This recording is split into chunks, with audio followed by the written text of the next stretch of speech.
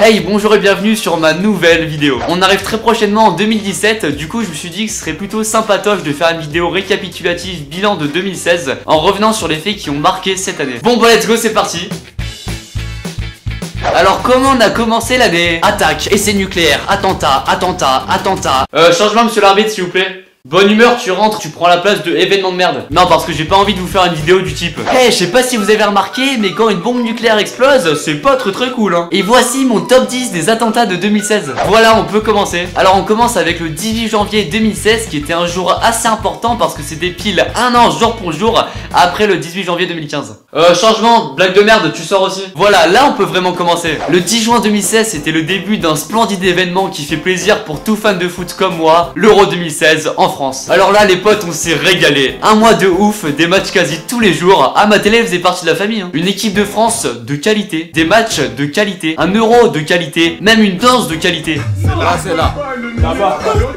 Bref, tout nickel, il manquait juste cette finale. Désolé mes chers compatriotes de vous remémorer ce souvenir, mais nos faits je pense qu'on était tous comme ça après la finale. Bonjour, nous allons voir la position latérale de sécurité, dite PLS. C'est une technique que nous allons utiliser devant une victime inconsciente qui respire. Que ce soit suite à un traumatisme, la victime est en position latérale. Et quelques jours après le début de l'Euro 2016, qu'est-ce qu'il y a eu? Le bac. Franchement, respect à ceux qui l'ont passé en 2016 avec l'Euro comme bonne distraction. Moi je te cache pas que je le passe en 2017 et à part le championnat d'Europe junior de lutte gréco-romaine, ça va, je suis tranquille. Du coup cette année j'ai quand même passé le bac de français et forcément j'ai une petite anecdote à vous raconter. Pendant l'épreuve écrite, il y a un con dans ma salle qui avait oublié sa montre. Genre il y avait aucune horloge, rien pour 4 heures d'épreuve et le mec il avait oublié sa montre. Ah, c'était moi. La victime est en position latérale. Et puis histoire d'être con jusqu'au bout, je demande quand même à l'examinateur s'il avait pas une deuxième montre à me prêter. Genre il allait me répondre ça. Bah ouais t'inquiète gros, tiens voilà ma deuxième montre. Je te file aussi mon sandwich jambon fromage, le petit yaourt nature, je te file aussi ma PS4 et le corrigé de l'épreuve. Et puis même tiens le bac direct, voilà c'est cadeau, je régale. Bon au final tout est bien qui finit bien parce que j'ai eu 17 à l'écrit.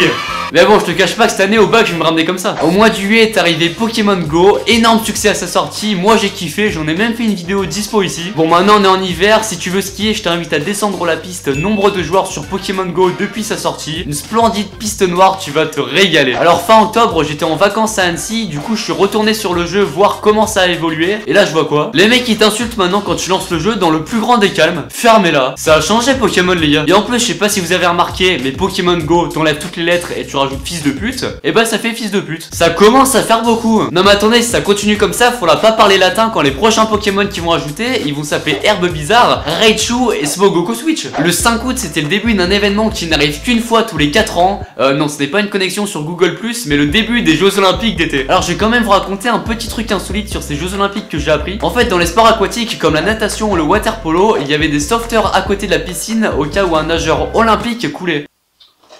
Ah, elle est où? Excusez-moi, je cherche l'utilité de ces sauveteurs, vous savez où elle est s'il vous plaît? En fait, c'est une loi brésilienne qui oblige la présence de sauveteurs dans toutes les piscines de plus de 6 mètres sur 6 mètres. Non mais je peux comprendre. Non mais regardez juste la tête de cette sauveteuse. S'il te plaît, même devant l'exposé de ton pote de CE2 sur la construction de tabourets au Togo, t'es plus passionné que ça. Mais t'aimes son visage. La dernière fois, Frédéric Lopez, il a fait un rendez-vous en terre inconnue. La terre inconnue, c'était la joie sur son visage. Ah, je peux dire qu'il y avait personne dans ce bled, hein. Même le Groenland, c'est le feu à côté. Le 8 octobre se sont déroulées les élections législatives en Géorgie et j'en ai fait une vidéo disponible ici. Oh il y a cru. Arrête, si tu as cru, je t'ai vu, t'allais cliquer. Alors cela dit, j'ai pas fait de vidéo sur ce sujet parce que bon, niveau fun, à première vue, il y a mieux. Mais bon, j'aurais pu en fait. Attendez, regardez juste cette vidéo de 2 candidats aux élections législatives en Géorgie à la télé. Télévision géorgienne, dans lequel a ensuite répliqué. La modératrice a tenté de les séparer, mais sans grand... Non mais en quelle année 2 candidats font ça? Bah en 2016. Merci en tout cas à Jean-Fabrice de sa participation. Je rappelle que Jean-Fabrice est en tournée dans tous les collèges et lycées, dans le rôle du pote relou à qui quand tu demandes l'heure te répond. Bah alors qu'il était guère à la même heure. Eh bah l'heure de t'acheter une montre. Non mais imaginez juste si ça avait été la même ambiance aux primaires de la droite en France au mois de novembre. Nathalie Kosciusko-Morizet, vous êtes la seule femme parmi les candidats?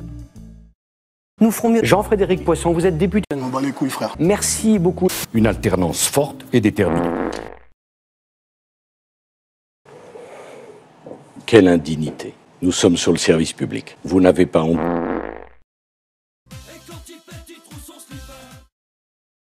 Vous m'avez impressionné. La toute première question, elle est très simple, en tout cas à formuler. Pourquoi? Bien évidemment, nous ne répondrons pas à Elisabeth Martichaud de RTL. Nique ta mère. Très bonne soirée à tous, je vous laisse en compagnie de Elisabeth Martichaud de RTL.